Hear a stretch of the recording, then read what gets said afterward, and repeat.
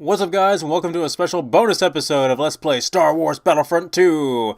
So, it is November 1st, and that means it is the anniversary date of this game's launch, which means this game launched 11 years ago. I can hardly believe it, guys. It's been 11 years since this game came out, and I have still not stopped playing it, as you can see. So, this game has held up remarkably well, and it is still tied with about 5 other games for my favorite game of all time, and that is a very, very high regard when you consider how many games I've played. So I'm going to take this opportunity to give you guys a bit of a glitch exposition like I promised I would do, even though I'm extremely late for doing this.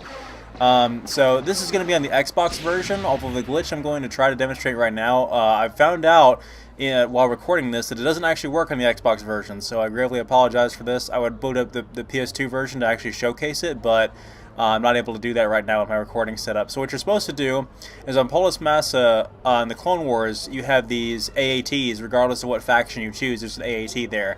And if you ram into this staircase at full speed with the boost, you're able to clip through the stairs and go into that hallway there, and the turret sticks out, and you're able to actually shoot infantry units in that hallway and create a barrier between your faction and the enemy faction. It's actually a pretty legitimate strategy, especially for CTF, to just put that tank in the middle of the hallway there. But unfortunately, I couldn't demonstrate that on screen because I don't have the ability to record the PS2 version right now in my setup. So we're going to be moving on. But definitely a noteworthy glitch. The rest of these glitches I'm going to be showing off involve, maybe they're not necessarily glitches, but they're just exploits using the built-in cheat codes. You guys can find the cheat codes on IGN. I might be posting a link to the different code combinations. So we're going to be utilizing two very specific codes for this. We're going to be using the invulnerability code. We're going to be using the delete HUD code, or the no HUD code. And there's a few different settings that we've applied in our instant action matches we've loaded up here. First of all, we've reduced the reinforcements down to, we reduced the number of AI units that spawn on the map down from 16 to 0. So there are 0 AI units per faction, which means there's only players in here. So we're the only one on the map. These auto turrets are controlled automatically by the ship's AI. And as you can see, we're invulnerable. We're not taking any damage. We have that one little sliver of health left, and yet we will not die. And that was before when I tested the cheat out, and it didn't work. I guess I toggled it to disabled as opposed to abled, or enabled rather. So unfortunately, I was able to take some damage there and get to almost critical health, and then I re-enabled the cheat. And so as you can see, I can crash in all sorts of things. They definitely altered the physics with the flying vehicles in Battlefront 2, going from Battlefront 1, because in Battlefront 1, you could crash a flying vehicle into objects, and it wouldn't really damage it unless you're going full speed. Battlefront 2, however, they made it to where if you crash into anything with a flying vehicle, it pretty much is instantly destroyed. So next I'm going to be showing you guys how to get outside the ship during a space battle. So if we keep mashing the land and take off button, the A button on the Xbox, the X button on the PS2, and we land just perfectly outside the airlock and get out of the vehicle, as you can see, we're now on the outside of the ship. And the interesting thing about it is even without the invulnerability cheat enabled, we'll still be okay out here. This is not an instant death area. This is not a 0 oxygen area, strangely enough, like on Hoth Map. And you actually don't take as substantial fall damage because obviously there's no gravity, but the game doesn't really even take that into account. It pretty much just treats this as a regular game environment. The ship is fully rendered with collision detection, so we can walk around the edge of the ship. I don't think it's possible to walk around the ship all the way to the other side. You can go around the back, but you'll get stuck around the engines. I have managed to get to the other side before, but you can't go across the nose of the ship because it becomes, this little lip disappears and it becomes flat. So I'm going to show this off. This is pretty cool though. I mean, you can actually do this in the single player mission with the battle over Coruscant, and you can actually drop down not only to the Republic assault carriers down there, but you can actually also jump down to the droid control ships that are only in that mission as sort of just a rendered background detail with no tangible like weapons or anything, no AI scripts. They're never in instant action. I think that's kind of a waste too. They never implemented the droid control ships into the space battles, but if only we had gotten a proper Battlefront 3 that had things, you know, accurately to scale and utilize all the cool Star Wars ships and vehicles and you know, we really did not get the game that we asked. I talked about the EA Star Wars Battlefront that came out actually almost a year ago now, and while I really did enjoy that game, if you guys haven't seen it, definitely check out my videos on that game because I do enjoy it. It's a lot of fun, and it is beautiful looking in terms of graphics, but it is definitely not the game we asked for. It's not the proper follow-up to this game.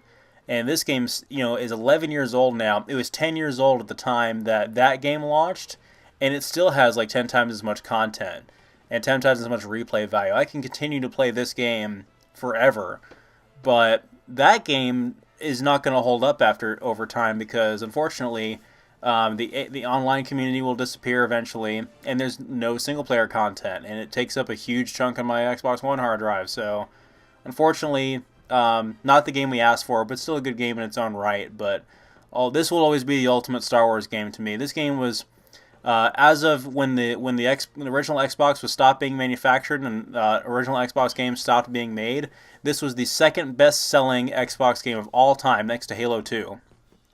So that's pretty. It was also the second most played online game next to Halo 2 on Xbox Live.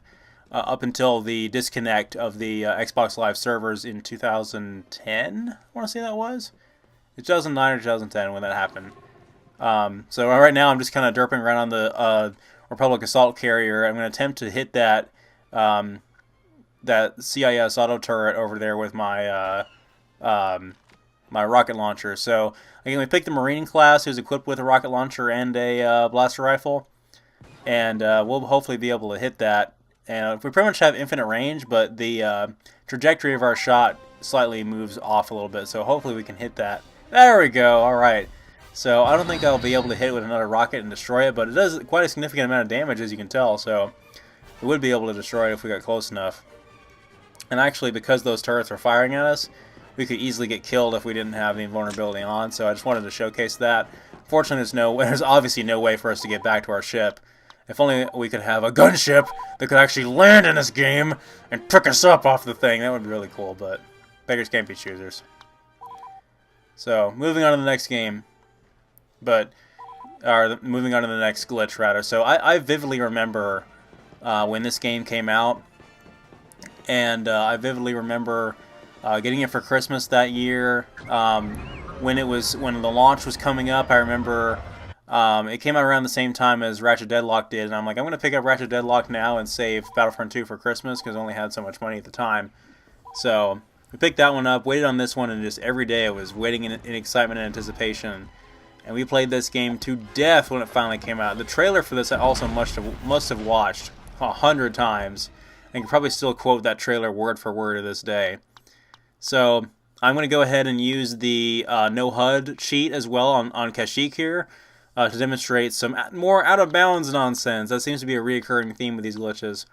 So, unfortunately, I have to key it in once to toggle it off, and then toggle it back on again. The problem with the no HUD glitch is that it tends to... the no HUD cheat is it tends to disappear after we load up a new map, but the invulnerability stays. I tested that there with a thermal detonator to make sure the invulnerability was still on, because had I keyed in the cheat again, it would have toggled it to off, meaning that I would have been vulnerable, and I would have killed myself there. So as you can see, we have no HUD, and this actually looks pretty cinematic too. If anyone who is interested in making Battlefront 2 Machinima back in the day could use this. So the reason why I turned that off is so we don't get the leaving the battlefield message when we try to go out of bounds here. And that, accompanied with the invulnerability, means that we cannot be killed by the out of bounds return to battlefield message. We can't be killed by that. We can be killed by dropping off the mat into an instant death pit, which we will do. You will see it happen, and it will be glorious. But in the meantime, we get to roll through the hills of Kashyyyk, and it's wonderful and glorious. So, yeah, we met our demise, unfortunately. There are some instant death triggers, and we unfortunately cannot be spared from those, because obviously that would interfere with the game a little bit. So, by also disabling the HUD, apparently turns off the map as well. I don't remember it doing that in the PS2 version, though. So, that's interesting. Also, if you turn the volume down, what happened to me on the PS2 version is that when you have, even if you have the no HUD glitch disabled and you're trying to go out of bounds, you'll still get the message from your commanding officer being like, return to battle trooper, you're going out of bounds, or whatever he says. So, if we turn the volume down on the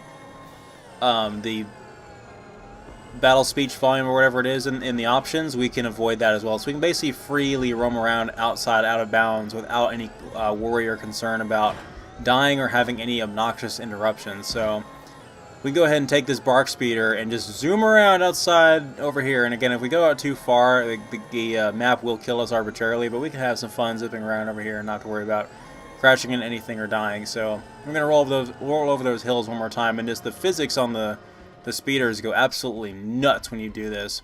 Another thing I noticed is that there's not as many. Maybe it's because of the fog effect on the Xbox version, which actually does look pretty good. You don't see nearly as many as those Wookiee dropships or the droid gunship things floating around, which I couldn't remember what the name of those droids are. I was thinking about it earlier today. I know there's a different type of name for them, but I couldn't remember what they are. So they're not just they're not just called droid dropships or droid gunships. There's a different name for them. So I'm sure I'll look it up, but it'll come to me.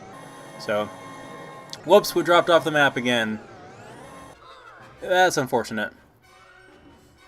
So that's an example of some of the shenanigans you can pull with that cheat. Again, this is all in the console versions. This is all something you can do without any kind of mods or patches or console commands or anything like that. This is all built-in cheat codes and glitches that we're exhibiting here. So we're going to boot up Hoth next on the Rebel side, and we're going to go ahead and disable. We're going to make sure we have invulnerability and all that stuff. We're going to take a snow speeder out, and one thing about it is this actual Hoth map, and this is the first time I'm demonstrating it from the Rebel side. During the campaign I showed it obviously from the Empire side in the last mission there of the Rise of the Empire campaign. So we got to see Hoth from the Empire's perspective, but also you'll notice that this map is exactly the same as the Hoth map in Battlefront 1, with one exception, and that is this area back here where that transport ship was. It's also the area where the Millennium Falcon escapes, and there's other areas of Echo Base in here that you don't get to see in instant action or even in the campaign. So we can actually explore that a little bit. There's another hallway over here that leads to nothing pretty much, but it's fun to explore. And it just goes to show kind of the changes in the engine that they made to make this map so much bigger. I mean, it really seems like there was no limit to the size of some of these maps. They could have made them even bigger, but didn't for design purposes. And if you do the hunt battle on Hoth, you will see the use of this area back here for a completely different fight, and it's really interesting. I'm glad they added this in, and I'm going to go crash my snow speeder some more to prove that I'm still invulnerable, even though my ship was taking damage from being not inside of it, which I've always felt like was a stupid feature, but I suppose the first game did it as well. So we can show off this area over here, and we'll reveal the fact that this area has been completely closed off. It's closed off in every game type except for Capture the Flag, where it basically is just the front of Echo Base and this area back here, and that's how you play Capture the Flag on this match. And it's actually pretty cool. And then obviously in the campaign, having access to the entire map. But you basically traverse it one section at a time and lose out on some of your other command posts. You know, units stop spawning at it essentially. So we can also land on top of the AT-AT without dying, and the AT-AT will actually move off to the side a little bit. We can actually kind of gradually move it by doing that, which is a little bit weird. So we can explore the outskirts of the map now. We can fly around as if we are the rebels looking for Luke at the beginning of Episode 5. So shooting that AT-ST there in its weak spot just for kicks. Yeah, we can actually fly pretty far out here, and the game will not kill us. And I'll show off the edges of the map if we go out of bounds over here too, and you get to take a good look at the backdrop, the pre-rendered backdrop there. It's just a flat two-dimensional backdrop skybox thing. It looks pretty good. You get to see the mountains. You get to see that ion cannon that disabled the Star Destroyers in Empire Strikes Back to allow the shuttles to escape. And it's basically just a background detail. It doesn't actually exist in the game. It's in the background. It doesn't actually. There's no way to ever approach it. There it is over there. So it's there. It just doesn't do anything. It's nice that they added it in though.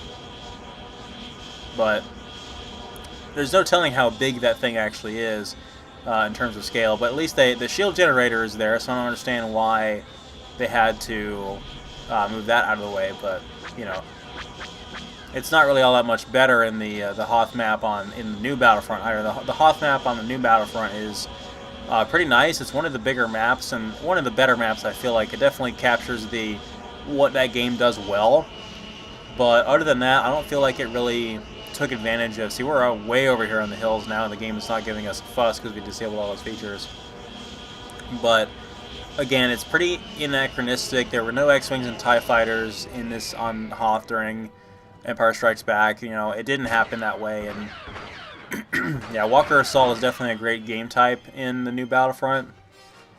But yeah, it's just not what I wanted, not what I expected, and it's definitely anachronistic. And I can't really abide by that, honestly, in terms of trying to make the most realistic Star Wars game. It's like, you better design the map after the movie, and I feel like this game did a much better job at that because you have the snowspeeders actually launch from Echo Base. You can get in them and take off whenever you want to.